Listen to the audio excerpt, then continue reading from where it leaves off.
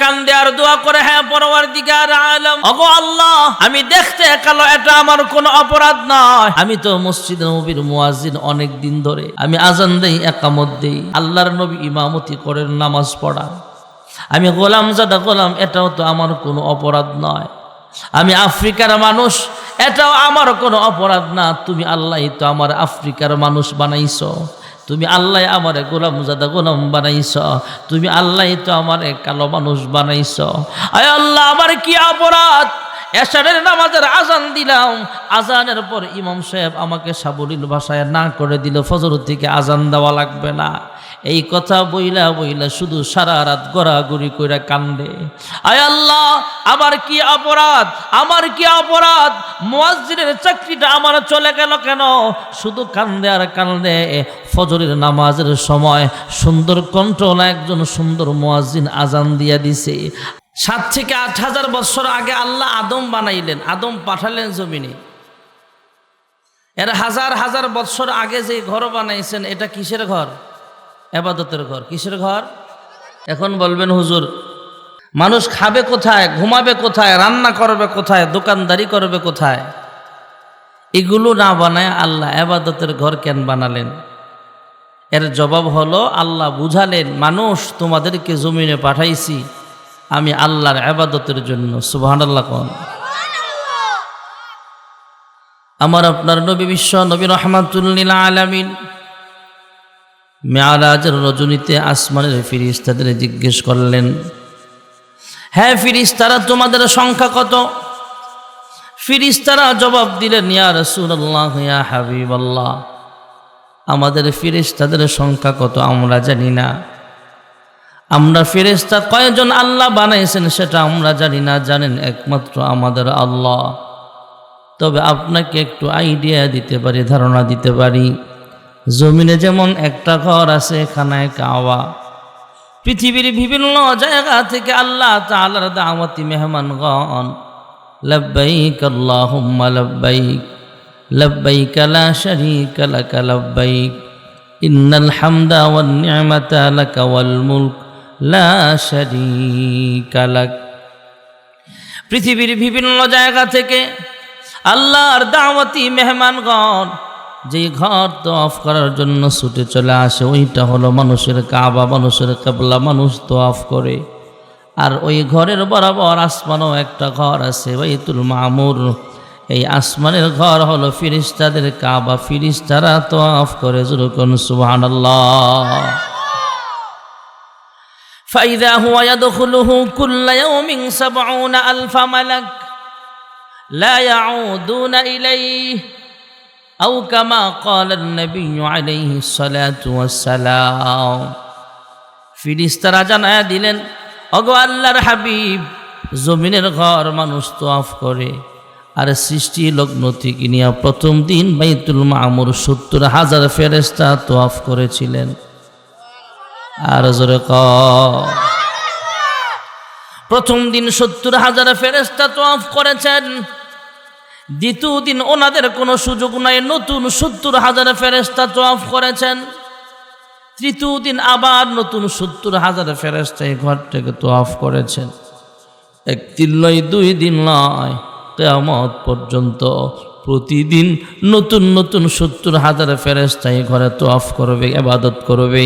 একবার যে ফেরেশতা তওয়াফের সুযোগ পেয়েছেন, কিয়ামত পর্যন্ত দ্বিতীয়বার আর কখনো সিরিয়াল পাবে না। যখন সুবহানাল্লাহ। এই ফেরেশতারা আল্লাহর ঘর খানায় কাবা, আমরা তো মানুষ তওয়াফ করি খানায় কাবা, ফেরেশতারা বাইতুল মামুর তওয়াফ করে আর ডাক দেয়া কয়, মালিক গো, আমাদের একটা অন্যায় আছে, আপনি আমাদেরকে মাফ করে দেন। আল্লাহ ডাক দিয়া কয়, ফেরেশতারা রে, আমি আল্লাহ তো তোমাদেরকে গুনাহ করার মতো শক্তি দেই নাই। মানুষকে খাবারের অভাব দিয়েছি, খাবারের ব্যবস্থা করেছি।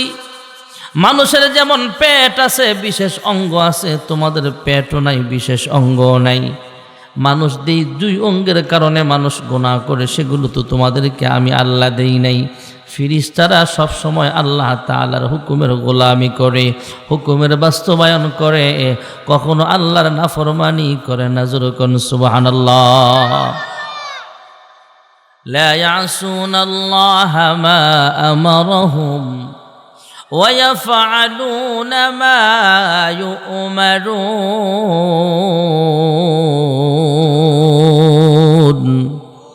ফিরিস্তারা আল্লাহর নাফরমানি করেন না, সব সময় আল্লাহ তাআলার হুকুমের বাস্তবায়ন করে। আল্লাহ ডাক দিয়া কয়, ফিরিস্তারা রে, আমি আল্লাহ তো তোমাদেরকে গুনাহ করার মতো শক্তি দেই নাই, তারপরও তোমরা বাইতুল মামুরকে তওয়াফ করতেছো, আর বাইতুল মামুরকে উসিলা বানায়া কেন মাফ চাও?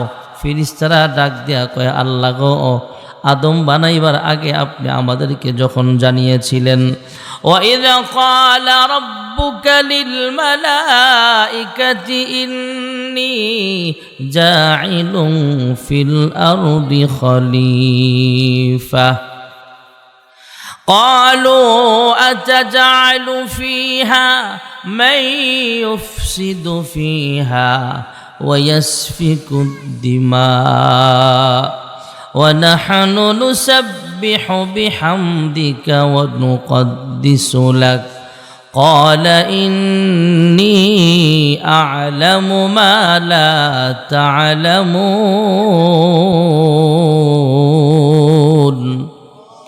হে পরওয়ারদিগার আলম, আদম বানাইবার আগে যখন আপনি আমাদেরকে জানিয়েছিলেন, আমরা যে জবাবগুলো দিয়েছিলাম এটা আমাদের অন্যায় হয়েছে।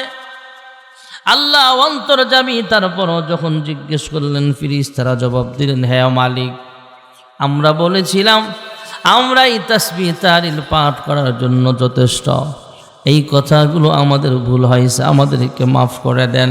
আল্লাহ ডাক দিয়া কয়, ফিরিস্তারা রে, এটা তোমাদের কোনো গুনাহ হয় নাই, আমি আল্লাহ তোমাদেরকে গুনাহ করার জন্য বানাই নাই, আমি আল্লাহ তাআলা তোমাদেরকে গুনাহ করার মতো শক্তি দেই নাই।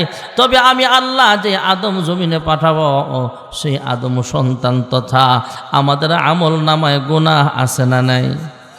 জোরে কোন আছে না নাই?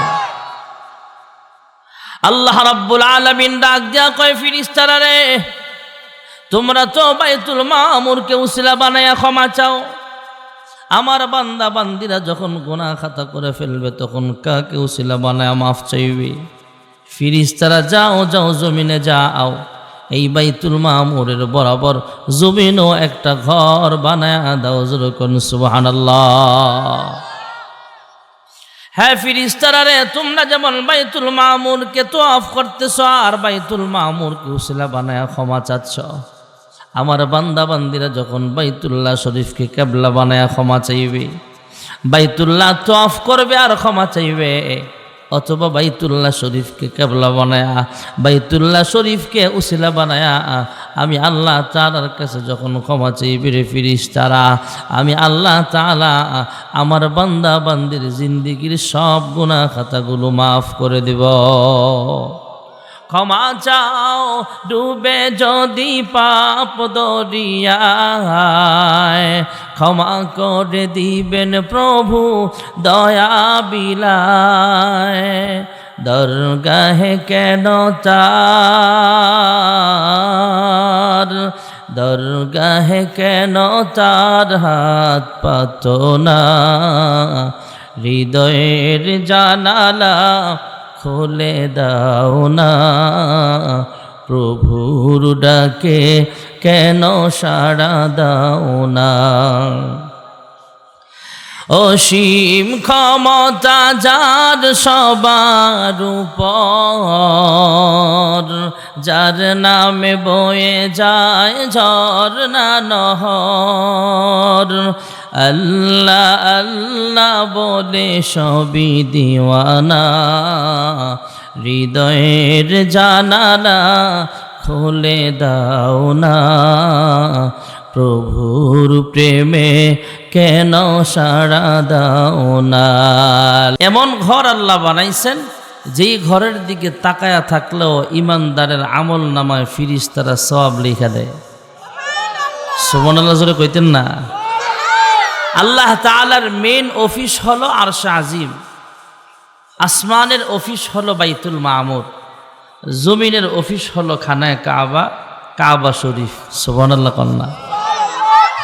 যেই ঘরে আসমান থেকে সরাসরি 120টা রহমত প্রতিদিন অবতীর্ণ হয়। সুবহানাল্লাহ। ধনী মানুষের যেমন বাইতে মন চায়, গরিবের মনেও মক্কা মদিনার প্রতি মোহাব্বত আছে না? যেরকম কম না বেশি? ধনী মানুষ টাকা আছে, পয়সা আছে, সিঙ্গাপুর ঘুরতে যায়, মালয়েশিয়া ঘুরতে যায়, কক্সবাজার ঘুরতে যায়। গরিব মানুষ কক্সবাজার ঘুরার টাকা নেয়, কিন্তু মনে মনে নিয়ত করে ফেলে, আয় আল্লাহ তোমার ঘর দেখতে চাই।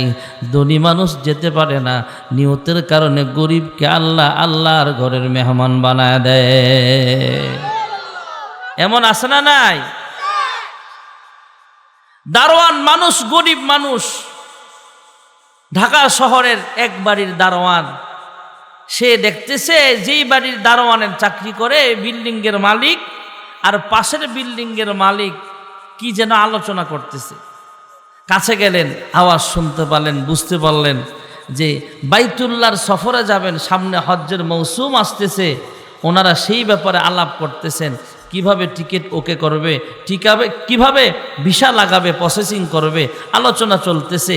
এ কথা শুই না, তা সে মনোযোগ দিয়ে কথাগুলো শুনতেছে। কারণ দারোয়ান হলে কি হবে, মনে কাবার মোহাব্বত, মদিনার মোহাব্বতটা বেশি। সুবহানাল্লাহ কন্যা। 2 কোটিপতি ডাক দেয়া কয়, হ্যাঁ দারোয়ান তুমি কি শোনো? দারোয়ান দাঁড়ায় বলে, হ্যাঁ আমার দুনিয়ার বাড়ির মালিক, আমি যেই বাড়ির দারোয়ানের চাকরি করি সেই বাড়ির মালিক আপনি। আপনারা হয়তো সামনে হজের সফরে যাবেন, বাইতুল্লাহর মুসাফির হবেন, আপনারা সেই ব্যাপারে আলোচনা করতেছিলেন। আমি গরিব মানুষ, কিন্তু কাবার মোহাব্বত আমার অন্তরে অনেক বেশি, তাই কাবার মোহাব্বতে আপনাদের আলোচনাগুলো শুনছিলাম, আমার কাছে বড় ভালো লাগছে। ধনী মানুষ ধমক দিয়া সামনে থেকে সরায়া কয়, তুই বেটা দারোয়ান, মাস শেষ হলে 6,000 8,000 টাকা তুই বেতন পাস। কয় বছরে চাকরি করে সংসার চালায়া 10 লক্ষ টাকা, 5 লক্ষ টাকা, 3 লক্ষ টাকা তুমি একসাথে করবা। অতএব আদার ব্যাপারে জাহাজের খবর লইয়া কোনো লাভ নাই, সামনে থেকে সরে যাও। এই কথা শোনার পরে, ধমক খাওয়ার পরে গরিবের মনের ভিতরে কষ্ট কমছে না বাড়ছে? রাতের বেলা বিল্ডিং এর মালিক ঘুমায়, কিন্তু বিল্ডিং এর দারোয়ান সেজদায় পড়ে তাহাজ্জুদের মুসল্লায় দাঁড়ায়া সেজদায় পড়ে মালিকের কাছে দোয়া করে, হে পরওয়ারদিগার আলম, আমি গরিব দারোয়ান হতে পারি, কিন্তু কাবার মোহাব্বত আমার অন্তরে অনেক বেশি। হে পরওয়ারদিগার আলম, আমার মন চায় এই 2 চোখ দিয়ে তোমার ঘরখানায় কাবা দেখতে। আয় আল্লাহ, আমার টাকা নাই, পয়সা নাই, কিন্তু আপনার ঘরে যাইতে আমার মনটা চায়। সুবহানাল্লাহ কোন। মনে বড় আশা ছিল যাব মদিনায়, যাইতে মন চায় কি চায় না? তাহলে আমার সাথে বলেন, মনে বড় আশা ছিল, মনে বড় আশা ছিল, সালাম আমি করব গিয়ে, সালাম আমি করব গিয়ে নবীর রওজায়। আরব সাগর পাহাড়ি দেব, নেই কো আমার তরি, পাখি নয় যে উড়ে যাব, ডানাতে ভর করি। আমার আশায় আছে সম্বল নাই, করি কি উপায়। মনে বড় আশা ছিল, কাফেলাতে কে যাও তুমি, কে যাও বে তরি, আমায় সঙ্গে করে নাও না ভাই খানি কৃপা করি।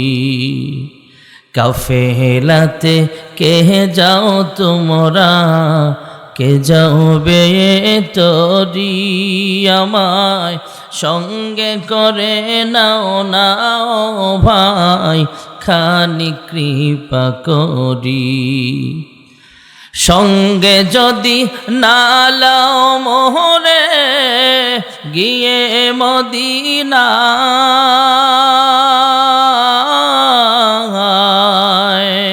এই গরিবের সালাম দিও মদিনার বাদশায়, আমার সালাম খানি পৌঁছে দিও নবীর সে রওজায়। সালাম আমি করব গিয়ে নবীর রওজায়। আমি যে কথাটা বলতেছিলাম, মক্কার মোহাব্বত, মদিনার মোহাব্বত আমাদের অন্তরে আসে না নাই? আল্লাহর বান্দা দারোয়ান যখন ধমক শুনলেন, যে ধমক খাইলেন যে আদার ব্যাপারে জাহাজের খবর লইয়া তোমার লাভ নাই, তুমি গরিব মানুষ, মক্কার মোহাব্বত মদিনার মোহাব্বত তোমাদের অন্তরে আছে ঠিক আছে, কিন্তু মনে রাখো তুমি হলা গরিব মানুষ, কয়দিনই তুমি মক্কা মদিনায় যাইবা। হজ করতে গেলে 3 লক্ষ থেকে 5 লক্ষ টাকার প্রয়োজন।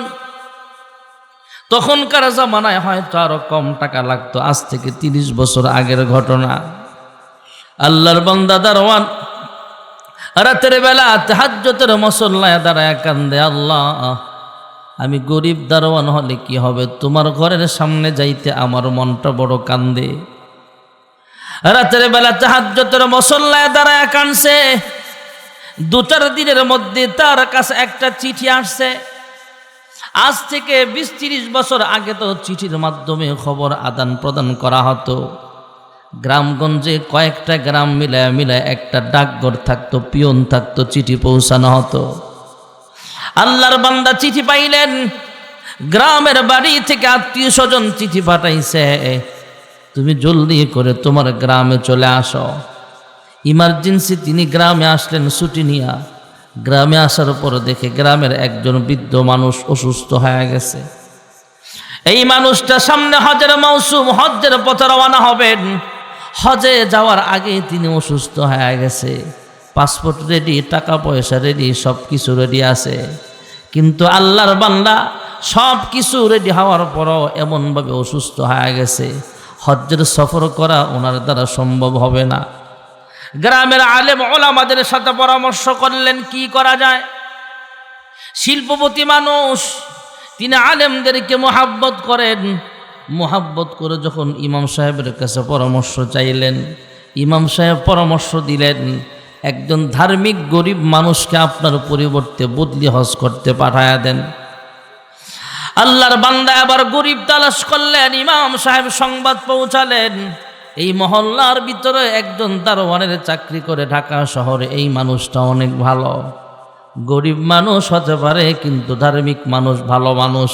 এই মানুষটাকে যদি হজে পাঠান তাহলে হজ্জের কার্যক্রমটা সুন্দরভাবে আদায় করবে, সম্ভবত তারে দিয়ে হজ করাইলে হজটা আল্লাহ কবুল করবে। যেরকম সুবহানাল্লাহ।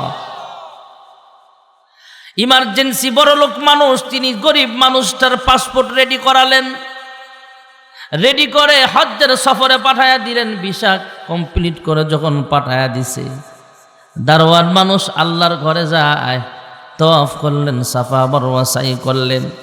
হজ্জের কার্যক্রম শেষ করে যখন গেট দিয়ে বের হবে, এমনই মুহূর্তে সে বাংলাদেশের ঢাকা শহরের যেই বাড়ির দারোয়ান ছিল, ওই বাড়ির মালিক আর প্রতিবেশী বড় লোক মাত্র কাবার সীমানা দিয়া ঢুকতেছে। যেরকম সুবহানাল্লাহ।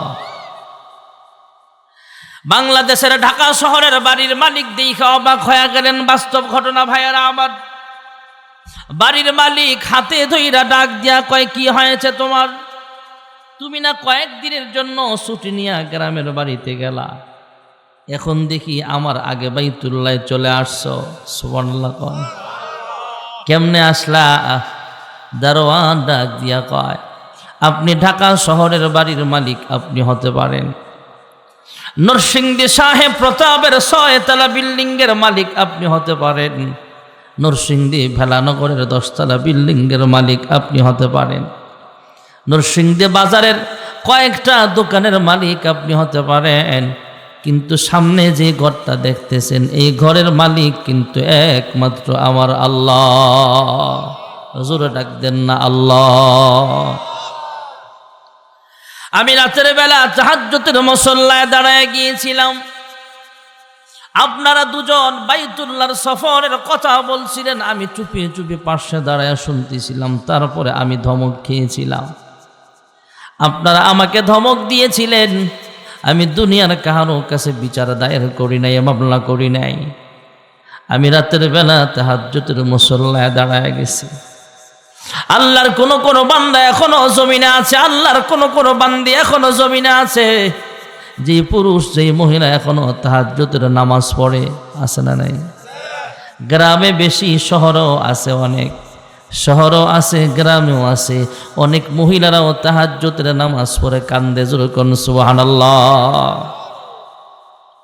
আমার এক ঘনিষ্ঠ মুসল্লি কয়েকজন আছে, বলে হুজুর আমি অনেক সময় তাহাজ্জুদ পড়ি না, প্রায় সময়, কিন্তু আমার বিবি তাহাজ্জুদ পড়ে। আলহামদুলিল্লাহ বলেন। দুনিয়ার সব দরওয়াজা বন্ধ হয়ে যায়, চেয়ারম্যানের দরওয়াজা বন্ধ, এমপি সাহেবের দরওয়াজা বন্ধ, উপদেষ্টা মণ্ডলীর দরওয়াজা বন্ধ হয়ে যায়, কিন্তু রাতের বেলা আল্লাহ তাআলার দরওয়াজাটা খোলা থাকে। আল্লাহ তাআলা তাহাজ্জুদের সময় প্রথম আসমানে আইসা ডাক দেয়, হে আমার মায়ের বান্দা বান্দিরা, তোমরা কে কি চাইবা আমি আল্লাহর কাছে চাও, আমি আল্লাহ তোমাকে দেব। সুবহানাল্লাহ। আমি আল্লাহ দেওয়ার জন্য প্রস্তুত, তুমি শুধু চাইবা, আমি আল্লাহ দিতে প্রস্তুত আছি। যেরকম সুবহানাল্লাহ।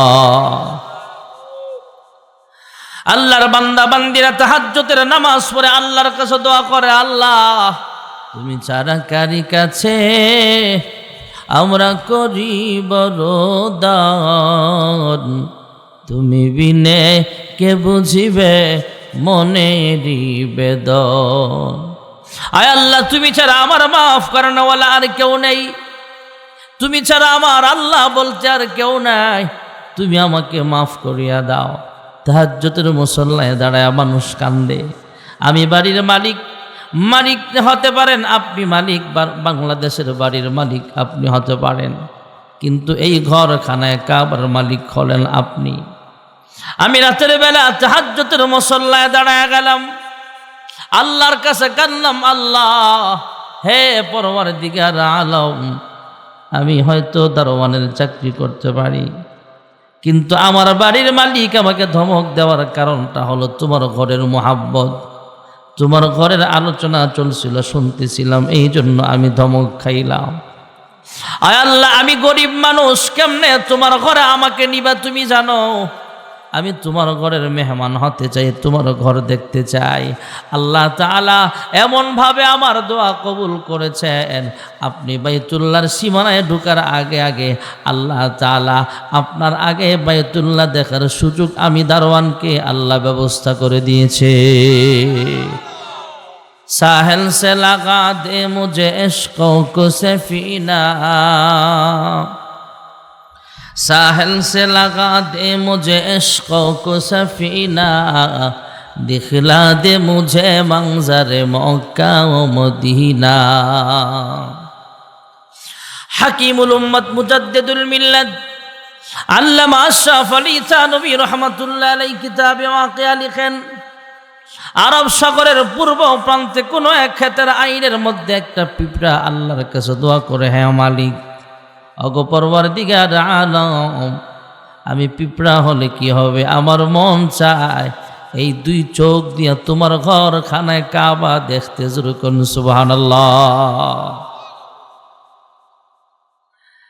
আল্লাহর বান্দা বান্দিরা তো আল্লাহর কাছে চায়, আমরা গরিব মানুষরা হয়তো দোয়া করি, এবার পিঁপড়াটাও দোয়া করতেছে। সুবহানাল্লাহ। পিঁপড়াটা আমাদের চাইতে বড় নাকি আমাদের চাইতে অনেক ছোট? কথা বলেন, বড় না ছোট? আল্লাহ রাব্বুল আলামিন পিপিলিকার দোয়া কবুল করিয়া নিলেন। সুবহানাল্লাহ জোরে কন। হাকিমুল উম্মত লিখেন, হেরেম শরীফের আশপাশে হাজার হাজার কবুতর আছে। একটা কবুতরকে আল্লাহ কুদরতি আওয়াজ দিয়া জানায়া দিলেন, যাও, আমি আল্লাহ যেই ক্ষেতের আইনের কথা বলবো সেখানে যায় তুমি নামবা। আরব সাগরের উপর দিয়া উঠতে উঠতে উঠতে উঠতে যেই ক্ষেতের আইনের কথা বললেন, সেই ক্ষেতের আইনের মধ্যে বিমান যেমন এয়ারপোর্টে নামে, ওই কবুতরটাও সেখানে নাইমা আহার করতেছেন। এদিক দিয়ে ওই ক্ষেতের আইনের মধ্যেই পিঁপড়াটা ঘোরাঘুরি করতেছে। এই মুহূর্তে আল্লাহ তাআলা কুদরতি আওয়াজ দিয়া জানায়া দেয়, হে পিঁপড়া রে, তোমার সামনে যে কবুতরটা দেখতেছ, এটা কিন্তু নরসিংদীর কোনো কবুতর না, এটা কিন্তু বাংলাদেশের কবুতর নয়, এটা কিন্তু পাকিস্তানের কবুতর না, এটা কিন্তু ইন্ডিয়ার কবুতর নয়, এটা কিন্তু চীন দেশের কবুতর না। এই কবুতরটা হলো বাইতুল্লাহ শরীফের কবুতর।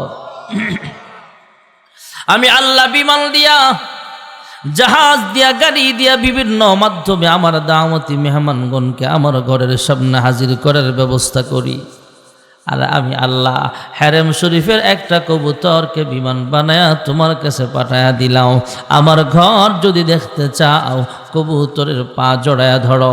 আমি আল্লাহ কবুতরটাকে বিমান বানায়া কিছুক্ষণের মধ্যে বাইতুল্লাহর সামনে তোমাকে হাজির করিয়া দেব। साहिल से लगा दे मुझे इश्कों को सफीना, साहिल से लगा दे मुझे इश्कों को सफीना, दिखला दे मुझे मंजर मक्का व मदीना। যে ধনী মানুষ তার উপরে হজ ফরজ, সে তো অবশ্যই হজের সফরে যাবেন। আমরা যারা গরিব আছি আমরাও দোয়া করি, আল্লাহ আমাগরও তোমার ঘরের মেহমান বানায়, জোরে কোনা আমিন।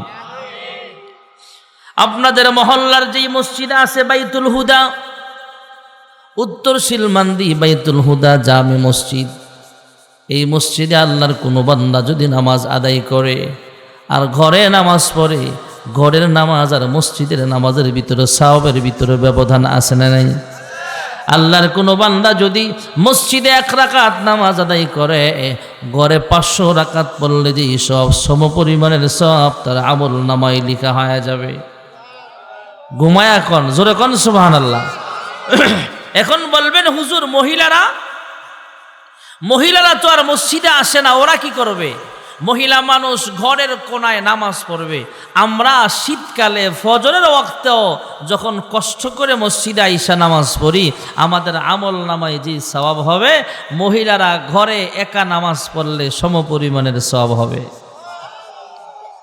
পৃথিবীর জমিনে আরেকটা দামি মসজিদ হলো মসজিদ আকসা। ভাইয়েরা আমার, জেরুজালেম ফিলিস্তিনে অবস্থিত, যেই মসজিদ নিয়ে ইহুদিদের সাথে মুসলমানদের ঝগড়া হয়, দ্বন্দ্ব হয়, যুদ্ধ হয়, যেই মসজিদে ইমাম মাহদী আলাইহিস সালাম আগমন করবেন, যেই মসজিদে আসমান থেকে ঈসা আলাইহিস সালামকে আল্লাহ পুনরায় জমিনে পাঠাবেন। সুবহানাল্লাহ। ঈসা নবীর কিন্তু মরণ হয় নাই, একটা কাজ বাকি আছে। ঈসা নবীকে আল্লাহ আসমানে সশরীরে জিন্দা অবস্থায় উঠায় নিয়েছেন। শেষ নবীর উম্মত হয়ে এই মসজিদে আকসায় তিনি আগমন করবেন। সেই মসজিদে আকসা মুসলমানদের এক সময়ের কিবলা। এই মসজিদে আল্লাহর কোনো বান্দা যদি নামাজ পড়ে, আল্লাহ তার আমল নামায় 30,000 রাকাতের সওয়াব লিখিয়া দিবে। মদিনায় অনেকগুলো মসজিদ আছে ভাইয়েরা আমার। আল্লাহর হাবিব রাহমাতুল লিল আলামিন মক্কা থেকে যখন মদিনায় হিজরত করলেন, মসজিদ নববীর কাছে যাওয়ার আগে আরেকটা মসজিদ বানাইলেন, মসজিদে কোবা। কবিলায় কোবার মাঝে একটা মসজিদ নির্মাণ করলেন। এই কোবা মসজিদে আল্লাহর হাবিব মসজিদ নববীর পাশের হুজরাখানা থেকে ওযু বানায়া সেই মসজিদে কোবায় যায় 2 রাকাত নামাজ পড়তেন। আর সাহাবাই কেরামদেরকে জানায়া দিছেন, ও সাহাবাই কেরাম, কিয়ামত পর্যন্ত আমার কোন উম্মত নর নারী যদি মসজিদে কোবায় আয়েশা 2 রাকাত নফল আদায় করে, আল্লাহ তার আমল নামা একটা কবুল উমরা করার সওয়াব লিখিয়া দিবে। তাহলে মসজিদের দাম যেরকম আছে না নাই? মসজিদে কুবা আর মসজিদ নববীর মাঝামাঝি আরেকটা মসজিদ আছে, মসজিদুল জুমা।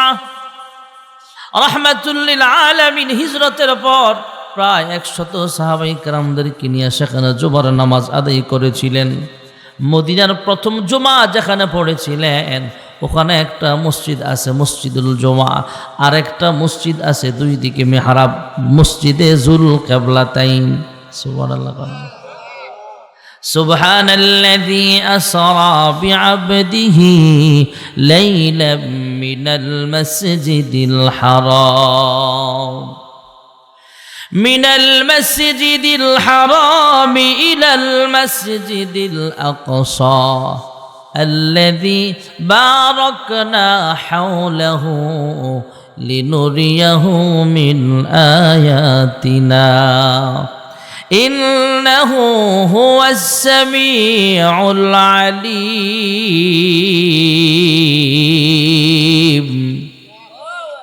زور الله أكبر। দূর থেকে কেউ শুনলে বুঝতে হবে যে এখানে কিছু লোক আছে মুহাব্বতে জোরে আল্লাহু আকবার। মুসলিম আমি সংগ্রামী, আমি চির রণবীর, মুসলিম আমি সংগ্রামী, আমি চির রণবীর, আল্লাহকে ছাড়া কাউকে মানি না, নারায়ে তাকবীর, নারায়ে তাকবীর, নারায়ে তাকবীর। যেই মসজিদে আকসা আল্লাহর হাবিব রাহমাতুল লিল আলামিন যেই মসজিদে গমন করেছিলেন মেরাজের রজনীতে, আল্লাহর হাবিব মক্কা থেকে যখন সফর শুরু করলেন মসজিদে আকসা পর্যন্ত গেলেন। ওই মসজিদে আকসার অনেক দাম ভাইয়েরা আমার।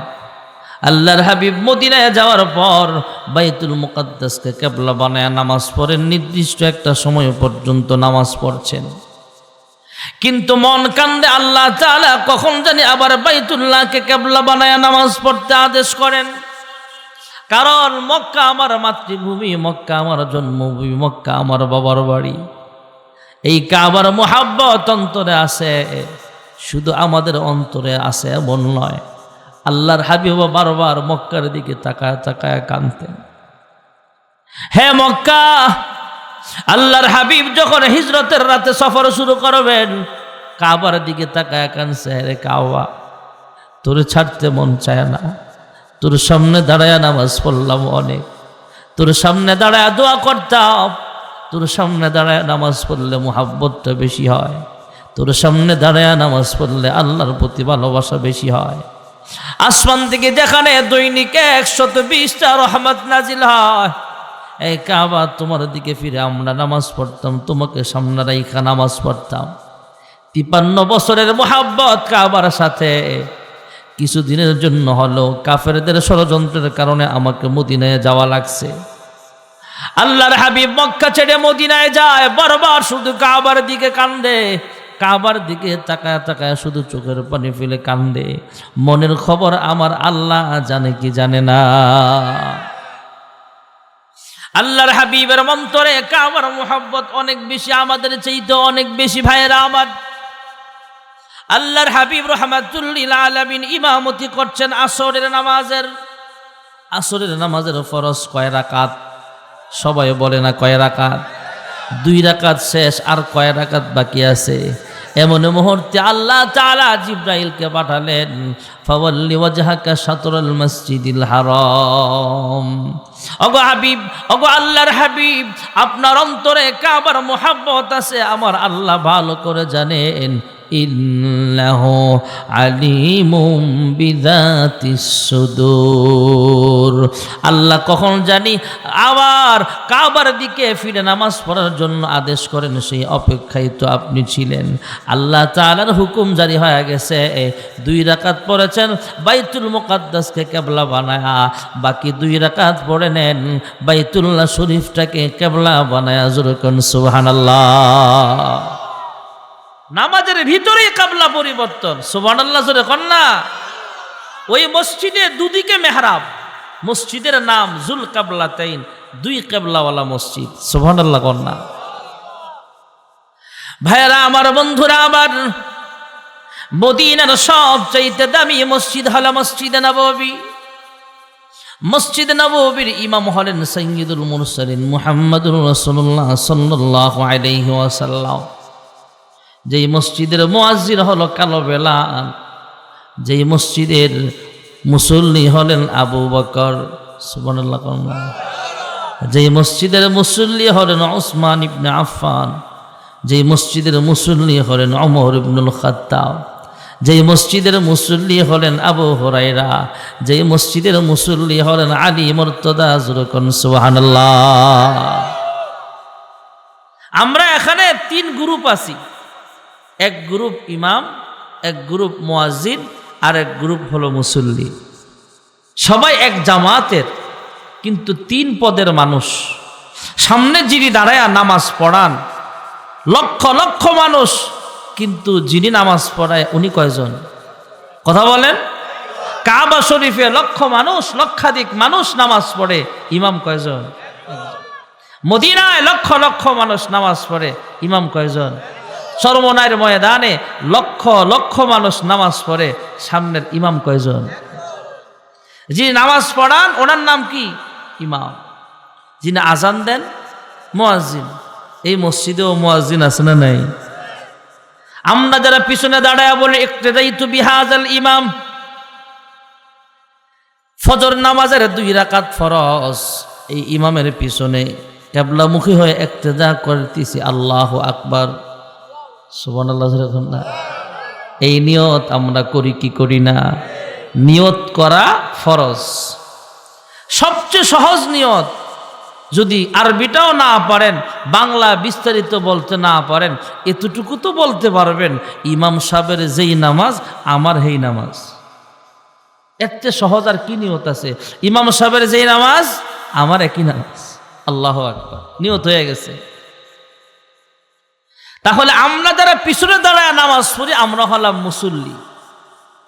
আমরাও মুসল্লি, আবু বকরও মুসল্লি, সুবহানাল্লাহ কইতেন না? তো যা হোক, আমরাও মুসল্লি, আবু বকরও মুসল্লি।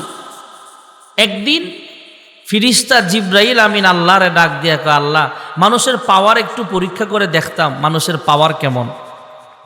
সুবহানাল্লাহ কইতেন না? মানুষ তো শ্রেষ্ঠ মাখলুক, আশরাফুল মাখলুকাত। মানুষের পাওয়ার সব মাখলুকাতের চাইতে বেশি, সবার চেয়ে বেশি। জিব্রাইলের চাইতেও বেশি, মিকাইলের চাইতেও বেশি, ফিরিস্তাদের চাইতেও বেশি দাম মানুষের। সুবহানাল্লাহ। ফিরিস্তা জিব্রাইল আল্লাহকে কয়, আল্লাহ, মানুষের মেন পাওয়ার দেখতে চাই। তো যাও। কই যাইতাম? মদিনার মসজিদে যায় দেখবা, সবার আগে যে যায় মসজিদে আর সবার পরে বের হয়, এমন 2-1 মুসল্লি সমাজে আছে না নাই? সবার আগে মসজিদে যাইব, ঝাড়ু দিব, জানালা মুছবো, ইমাম সাহেবের নামাজের মসল্লাটা ঝাড়া দিব, আবার সবার শেষে বের হয়, এমন 2-1 মুসল্লি আছে সমাজে, আছে না নাই? এমন একজন মুরব্বী মুসল্লি মসজিদ থেকে বের হইতেছে, জিব্রাইল আমিন আল্লাহর হুকুম নিয়ে সাধারণ মানুষের সরদ দুরা সামনে এসে কয়, আসসালামু আলাইকুম। মুরব্বীকে ওয়ালাইকুম আসসালাম। যে মুরব্বীরে সালাম দিছে এই মুরব্বীর নাম হলো আবু বকর। সুবহানাল্লাহ কইতেন না? এই লোকটা কি কম দামি না বেশি দামি?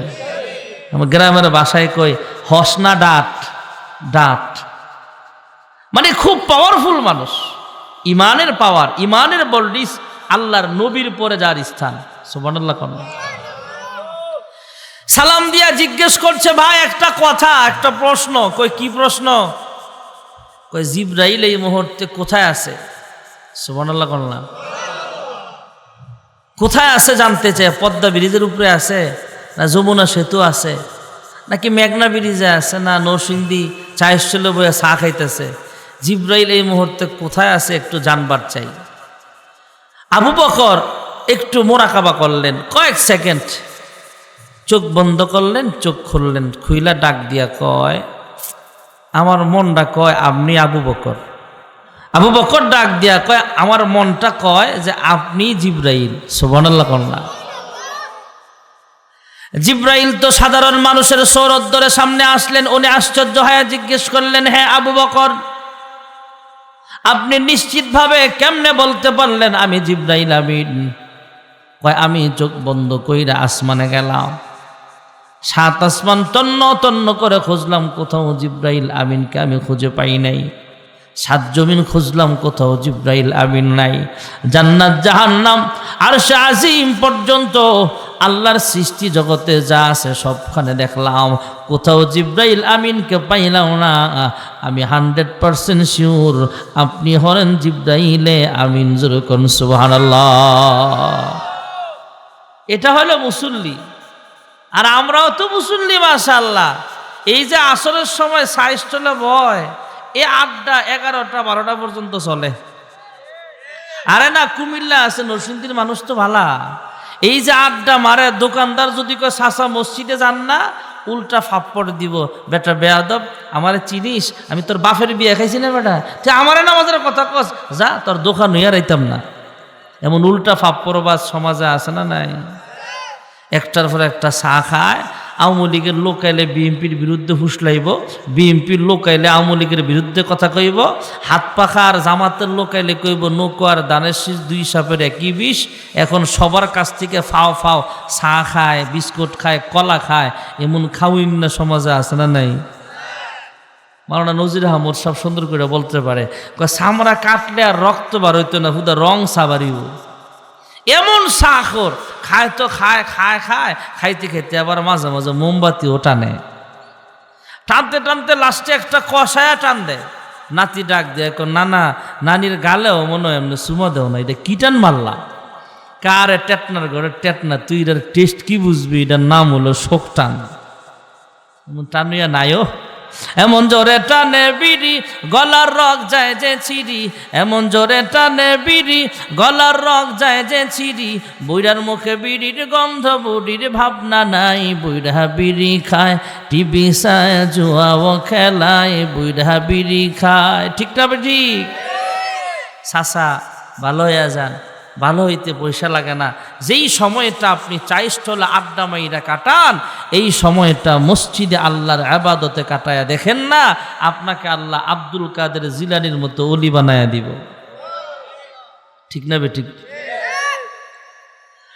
এই জন্য মুসল্লি হতে হবে আবু বকরের মতো, সুবহানাল্লাহ কন্যা।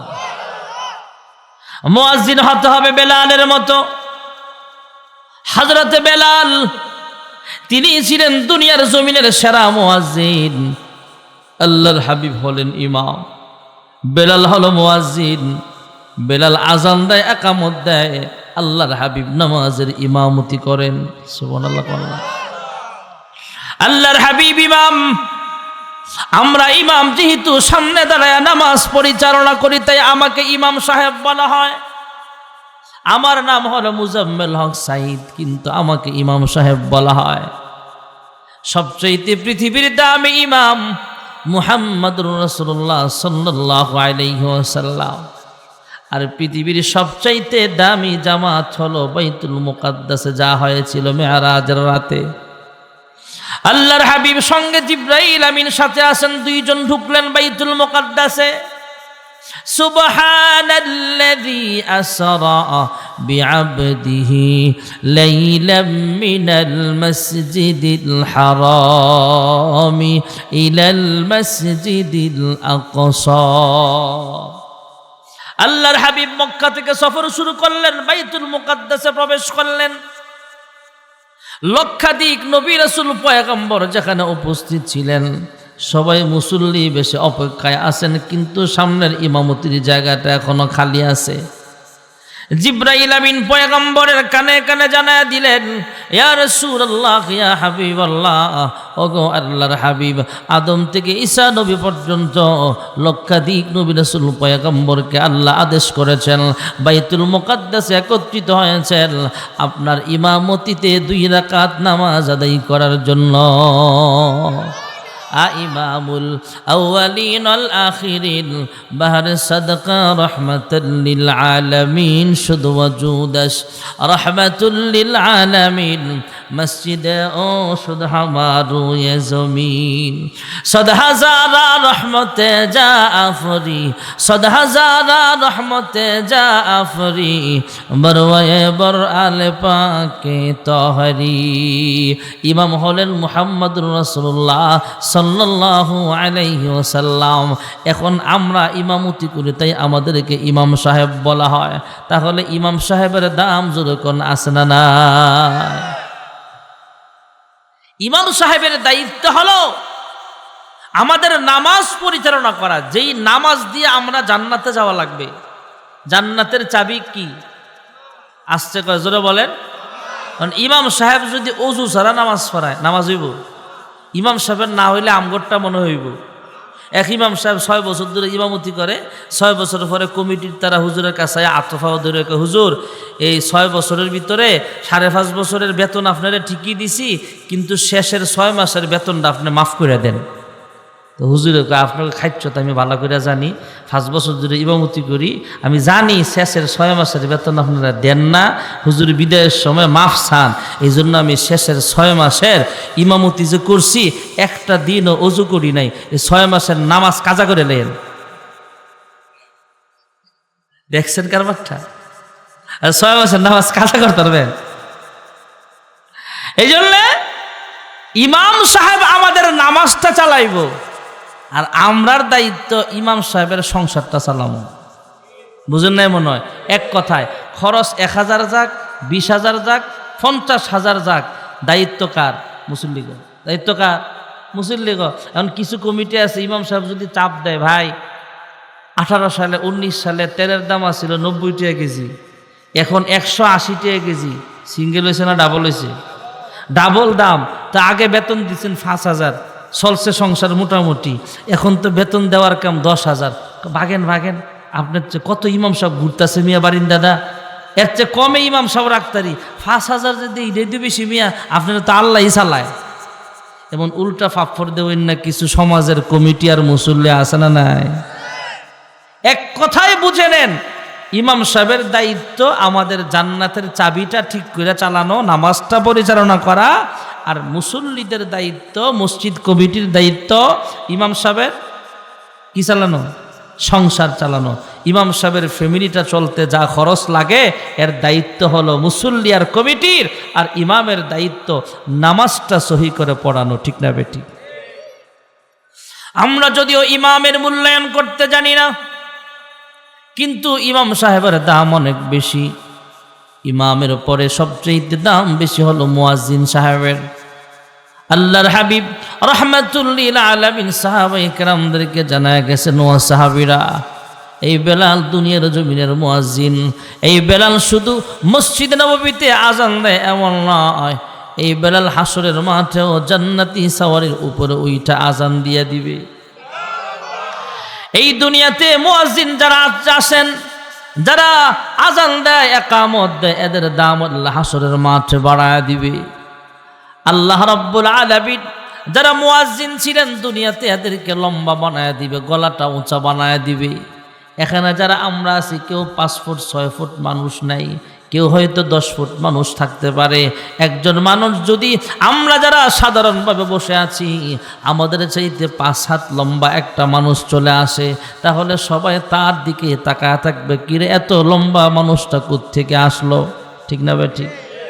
হাসরের মাঠেও সাধারণ মানুষের চাইতে আরো আকর্ষণীয় লম্বা বানায় দিবেন আল্লাহ মুয়াজ্জিন সাহেবদেরকে। সুবহানাল্লাহ। আল্লাহ সাধারণ মানুষগুলো ফেরেশতাদের কাছে জানতে চাইবে, হ্যাঁ ফেরেশতারা রে, এত সুন্দর দেখা যায় লম্বা লম্বা মানুষগুলো, আমাদের চাইতে হাইট বেশি, আমাদের চেয়ে সুন্দর বেশি দেখা যায়, এই মানুষগুলোর পরিচয় কি? ফেরেশতারা জানায় দিবে। এই লোকগুলা দুনিয়ার জমিনে আল্লাহু আকবার বলতো, হাইয়া আলাস সালাহ বলতো, হাইয়া আলাল ফালাহ বলতো।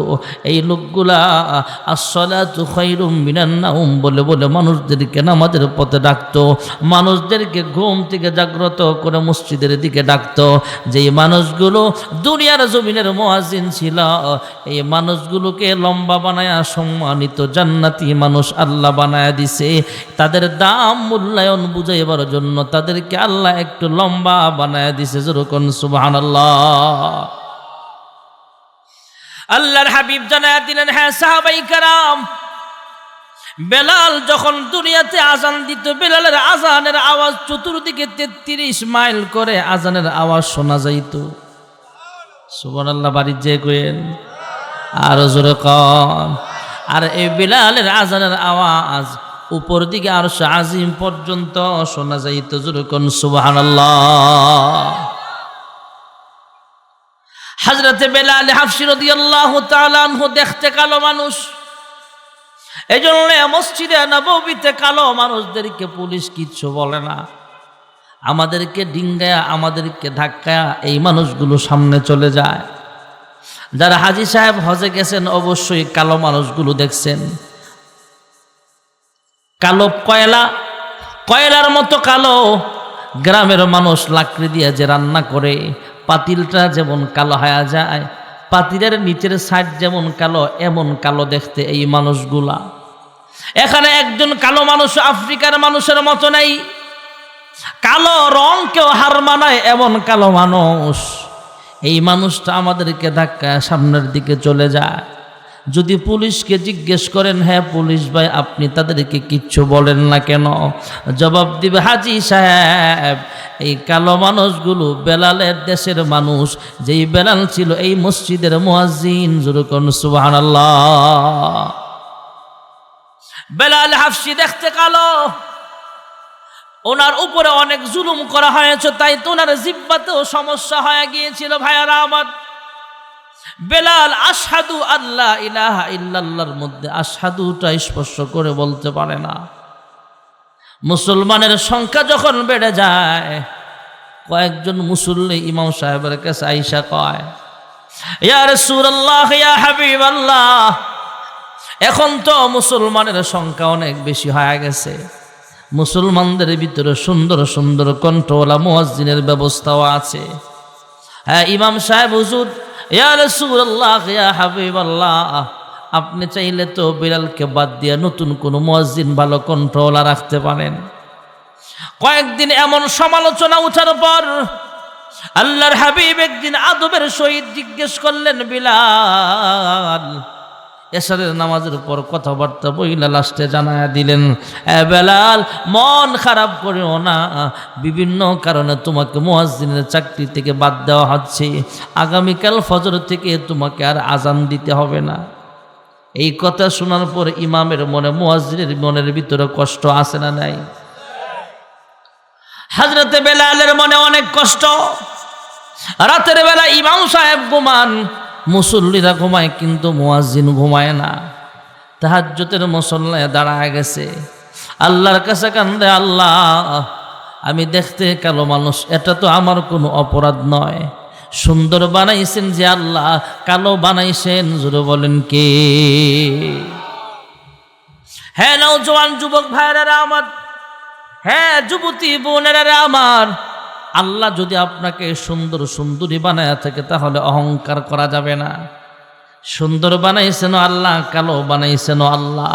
কাউকে যদি আল্লাহ কালো বানায় থাকে সেও মন খারাপ করা যাবে না। লাকাদ খালাকনাল ইনসানা ফি আহসানি তাকওয়িম। মানুষ শ্রেষ্ঠ, সুন্দর হোক বা কালো হোক, মানুষ সবগুলোকে আল্লাহ জান্নাতে যাওয়ার সময় ইউসুফ নবীর মতো সুন্দর বানায় দিবে। কালো হলে মন খারাপ করা যাবে না, সুন্দর হলেই অহংকারী করা যাবে না। এই জন্য আল্লাহর হাবিব রাহমাতুল লিল আলামিন আমাদেরকে দোয়া শিখাইছেন, আয়নার যখন চেহারা দেখব তখন দোয়া করা, আল্লাহুম্মা হাসসানতা খালকি ফাহাসসিন খুলুকি। আয় আল্লাহ, আমার চেহারাটা যেমন সুন্দর বানাইছো, আমার অন্তরটাও সুন্দর বানায় দাও, আমার মনটাও পরিষ্কার করে দাও। আমার দেহটাকে যেমন সুন্দর বানাইছো, আমার চরিত্রটাও সুন্দর বানায় দাও। যেরকম আমিন। বেলাল কান্দে আর দোয়া করে, হ্যাঁ পরওয়ারদিগার আলম, ওগো আল্লাহ, আমি দেখতে কালো, এটা আমার কোনো অপরাধ নয়। আমি তো মসজিদে নববীর মুয়াজ্জিন অনেক দিন ধরে, আমি আজান দেই, একামত দেই, আল্লাহর নবী ইমামতি করেন, নামাজ পড়া, আমি গোলাম জাদা গোলাম, এটাও তো আমার কোনো অপরাধ নয়। আমি আফ্রিকার মানুষ, এটাও আমার কোনো অপরাধ না। তুমি আল্লাহ তো আমার আফ্রিকার মানুষ বানাইছ, তুমি আল্লাহ আমার গোলাম জাদা গোলাম বানাইছ, তুমি আল্লাহ তো আমার কালো মানুষ বানাইছ। আয় আল্লাহ, আমার কি অপরাধ? এশারের নামাজের আজান দিলাম, আজানের পর ইমাম সাহেব আমাকে সাবলীল ভাষায় না করে দিল, ফজর থেকে আজান দেওয়া লাগবে না। এই কথা বইলা বইলা শুধু সারা রাত গড়াগড়ি কইরা কান্দে। আয় আল্লাহ, আমার কি অপরাধ? আমার কি অপরাধ? মুয়াজ্জিনের চাকরিটা আমার চলে গেল কেন? শুধু কান্দে আর কান্দে। ফজরের নামাজের সময় সুন্দর কণ্ঠল একজন সুন্দর মুয়াজ্জিন আজান দিয়া দিছে। আজানের সময় থেকে নিয়ে ফজরের জামাতের সময় যখন হয়, তখন ফর্সাটা আস্তে আস্তে বেড়ে যায়, অন্ধকার কমে যায়। কিন্তু ওই দিন আজান হয়েছে ঠিক আছে, কিন্তু অন্ধকার কমছে না। আল্লাহ রাব্বুল আলামিন জিবরাইল আমিনকে পাঠায়া দিলেন। জিবরাইল আল্লাহর হাবিবের কানে কানে সালাম দিয়ে জিজ্ঞেস করলেন, ওগো আল্লাহর হাবিব, ফজরের আজান কি মসজিদ নববীতে দেওয়া হয় নাই নাকি? সুবহানাল্লাহ। ফজরের আজান দেয় নাই নাকি দেওয়া হয়েছে? দেওয়া হয় নাই। হইছে, আগের দিনের চাইতে সুন্দর কণ্ঠওয়ালা মুয়াজ্জিন আজান দিছে। আগের মুয়াজ্জিনের চাকরি শেষ, নতুন একজন মুয়াজ্জিন আজান দিয়েছেন। আল্লাহর হাবিব বলে, হ্যাঁ জিবরাইল, আপনি আবার কি বললেন? আজান হয়েছে তো, আগের মুয়াজ্জিনের চাইতে সুন্দর কণ্ঠওয়ালা মুয়াজ্জিন আজান দিছে। জিবরাইল কয়, ইয়া রাসূলুল্লাহ, ইয়া হাবিবাল্লাহ, গো আল্লাহর হাবিব, আগের চাইতে ভালো মুয়াজ্জিন আজান দিলেই তো হবে না। বেলাল যখন আজান দেয়, এই বিলালের আওয়াজ আরশ আজিম থেকে আল্লাহ তাআলা শুনতে পায়। যতক্ষণ বেলাল আজান না দিবে ততক্ষণ ফজরের জামাতের সময় হবে না। সুবহানাল্লাহ। আল্লাহর হাবিব এই জন্যই তো বলেন, হ্যাঁ সাহাবায়ে কেরাম, বেলাল শুধু দুনিয়ার জমিনের মুয়াজ্জিন এমন নয়, এই বেলাল হাসরের মাঠে জান্নাতি সাওয়ারের উপরে ওইটা আজান দিয়ে দিবে। এই দুনিয়াতে যখন আজান দিত, বেলালের আজানের আওয়াজ চতুর্দিকে 33 মাইল আর উপরে আরশে আজিম পর্যন্ত শোনা যাইত। আর বেলাল যখন হাসরের মাঠে জান্নাতি ওটের উপরে ওইটা আজান দিয়ে দিবে, এই বেলালের আজানের ধ্বনি গোটা হাসরবাসীদের কান পর্যন্ত আল্লাহ পৌঁছায়া দিবে। তাহলে মুয়াজ্জিনের দাম যেরকম আছে না নাই? আল্লাহ, আমরা যারা ইমাম আছি নবীর সাথে হাসরের দিন দাঁড় করায়া দিও। আমিন জোরে করো না। আমরা যারা মুয়াজ্জিন আছি বেলালের সাথে দাঁড় করায়া দিও। আমরা যারা মুসল্লি আছি দয়া কইরা আবু বকর, ওসমান, আলীর সাথে দাঁড় করায়া জান্নাত দিয়ে দিও। জোরে কোনা আমিন। যেই কথাটা বলতেছিলাম ভাইরা আমার, একটু মনোযোগ দিয়ে বসেন, অল্প সময়ের ভিতরেই মুনাজাত হয়ে যাবে। আল্লাহর হাবিব রাহমাতুল লিল আলামিন যে মসজিদের ইমাম, সেই মসজিদের নাম হলো মসজিদে নববী। যেই মসজিদের মুয়াজ্জিন হলো হাফসি বেলাল, কালো বেলাল। যেই মুসল্লি হলেন আবু বকর, ওসমান আর আলী সাহাবায়ে কেরাম। এই মসজিদের নাম হলো মদিনার মসজিদ, মসজিদে নববী। আমরা উমরা করতে যাই বা হজ করতে যাই, যখন মদিনার মসজিদে যাই, বাবু সালাম গেট দিয়া যখন আমরা ঢুকে যাই, বীরের মাঝে মসজিদের মাঝামাঝি যাওয়ার পরে বাম পাশে একটা গেট আছে, ছোট্ট একটা গেট। একটা সবুজ কালারের সাইনবোর্ডে লেখা আছে, ক্বালা রাসূলুল্লাহ সাল্লাল্লাহু আলাইহি ওয়াসাল্লাম, বাইনা বাইতি ওয়া মিম্বারি রিয়াজুল জান্নাহ, আও কামা ক্বালা নবী আলাইহি সালাতু ওয়াসসালাম। আল্লাহর হাবিব বলেন, আমার ঘর আর মসজিদের মিম্বর এর মাঝখানের জায়গাটা হলো জান্নাতের বাগান। যেরকম সুবহানাল্লাহ। যেটাকে রিয়াজুল জান্নাহ বলা হয়। নামাজ পড়লেও কবুল হয়, দোয়া করলেও কবুল হয়। আল্লাহ সবাইরে সেখানে নামাজ পড়ার তৌফিক দাও। যেরকম আমিন। ভিড়ের মাঝে যখন আরেকটু সামনে আগাই আমরা, বিশেষ করে আমাদের বাংলাদেশের হাজী সাহেবরা চোখের পানি ফেলে কান্দে, হাউমাউ করে কান্দতে আরম্ভ করে দেয়। যদি জিজ্ঞেস করা হয়, হ্যাঁ হাজী সাহেব, এখানে আইসা হাউমাউ করে কান্দেন কেন? ওনার কান্না আরো বেড়ে যাবে, আর ডাক দিয়া বলবে, হুজুর গো, দেখেন না সামনে সবুজ গম্বুজটা দেখা যায়? যেই সবুজ গম্বুজের নিচে দু জাহানের রাহমাতুল লিল আলামিন, দু জাহানের সরদার শুয়ে আছেন। এতদিন পর্যন্ত ৬০০০ কিলোমিটার দূর থেকে আমরা সালাম দিতাম। নরসিংদীর উত্তর শিলমান্দি মসজিদের মাহফিলে বৈশা যখন আমরা জিকির করতাম, দুরুদ পড়তাম, আমাদের আমলের হাদিয়াটা, আমাদের নাম ঠিকানা সহ ফেরেশতারা আল্লাহর হাবিবের কান মুবারক পর্যন্ত পৌঁছায় দিত। আর এই মুহূর্তে এমন একটা জায়গায় দাঁড়ায় আছি, যেখানে দাঁড়ায় সালাম দিলে আল্লাহর হাবিব নিজের কান মুবারক দ্বারা সরাসরি শুনতে পায়। জোরে কোন সুবহানাল্লাহ। এই মুহূর্তে এমন একটা জায়গায় দাঁড়ায় আছি, সামনে সবুজ গম্বুজ দেখা যায়। আল্লাহর হাবিব দুই সাথীকে পাশে নিয়ে শুয়ে আছেন। দুই সাথীকে পাশে নিয়ে হায় ঘুমিয়ে আছেন নিঝুম নিরালায়। সাড়া দাও রাসূলুল্লাহ রওজা পাকের কিনারে। এই মুহূর্তে আমরা যেখানে দাঁড়িয়ে আছি, এতদিন পর্যন্ত ৬০০০ কিলোমিটার দূর থেকে নামাজ পড়তাম। গতকাল একজন ২৫০০ একজন হাজী সাহেব আমার ধইরা কান্দে, আর কয়, হুজুর, এক সপ্তাহ আগে আমি বাইতুল্লাহ থেকে ফিরলাম, আমার বয়স প্রায় ৫০ বছর, বাইতুল্লাহর সামনে দাঁড়ায়া মদিনায় দাঁড়ায়া কানলাম, আমি আরো আগে কেন এখানে আসলাম না? সুবহানাল্লাহ জোরে। আল্লাহর বান্দা চোখের পানি ফেলে দোয়া চাইলেন। ভাইয়েরা আমার, বিশেষ করে বাংলাদেশের হাজী সাহেবরা মদিনার মসজিদে গেলে নিজেকে কন্ট্রোল রাখতে পারে না। ওখানে যায় যখন সালাম দেয়, চোখের পানি ফেলে হাউমাউ করে কাঁদতে আরম্ভ করে, ডাক দিয়া কয়, এই মুহূর্তে এমন একটা জায়গায় দাঁড়ায় আছি, যেখানে দাঁড়ায় সালাম দিলে আল্লাহর হাবিব নিজে শুনতে পায়। ঠোঁট লড়ায়া লড়ায়া, জিব্বা মুবারক লড়ায়া লড়ায়া উম্মতের সালামের জবাব দেয়, আর আমাদের জন্য মাগফিরাতের দোয়া করতে থাকে। জোরে কোন সুবহানাল্লাহ। আমার আপনার নবী যেই জমিনের কোলে শুয়ে আছে, আরশ কুরসি লৌহ কলম তুচ্ছ তাহার কাছে। জোরে কোন সুবহানাল্লাহ। আল্লাহর হাবিব যেখানে শুয়ে আছেন, ভাইয়ারা আমার, এর পাশে যে বিশাল বড় মসজিদ, মসজিদের নাম হলো মসজিদে নববী। এই মদিনার মসজিদে আল্লাহর কোনো বান্দা বান্দি যদি ১ রাকাত নামাজ আদায় করে, আল্লাহ তাআলা তার আমল নামায় ৫০,০০০ রাকাতের সওয়াব লিখিয়ে দিবে। ইন্না আউয়ালা বাইতি উযিআ লিন-নাস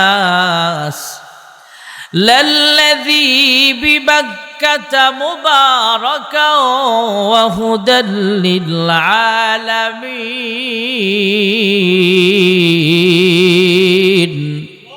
পৃথিবীর প্রথম ঘর খানায়ে কাবা, হুদাল লিল-আলামিন। যে ঘর আল্লাহ পৃথিবীতে সর্বপ্রথম যে ঘর বানাইছেন, সেই ঘর হলো খানায়ে কাবা।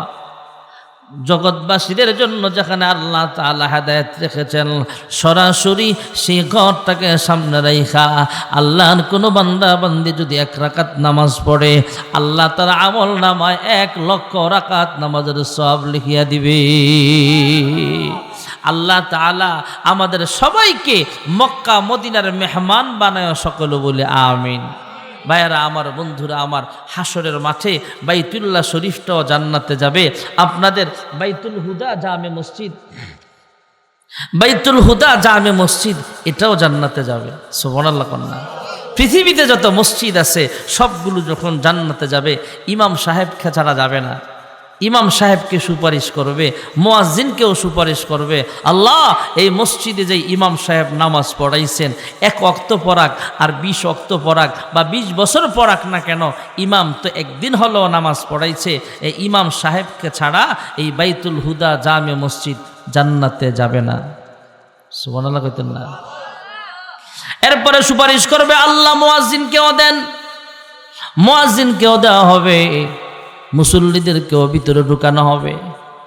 এক পর্যায়ে মসজিদগুলো আল্লাহ তাআলার কাছে সুপারিশ করবে, হ্যাঁ মালিক, এই মসজিদে যারা জমিদাতা টাকা দিয়া পয়সা দিয়া সুপরামর্শ দিয়া মসজিদের নির্মাণ কাজ করেছে এদেরকেও মসজিদে ঢুকায়া দাও। তখন সবাইকে মসজিদে ঢুকায়া দেওয়া হবে, পুরুষ মহিলা সবাইকে মসজিদে ঢুকিয়ে দেওয়া হবে। এই মসজিদ সুপারিশ করে আমাদেরকে আল্লাহ জান্নাতে নিয়ে যাবে।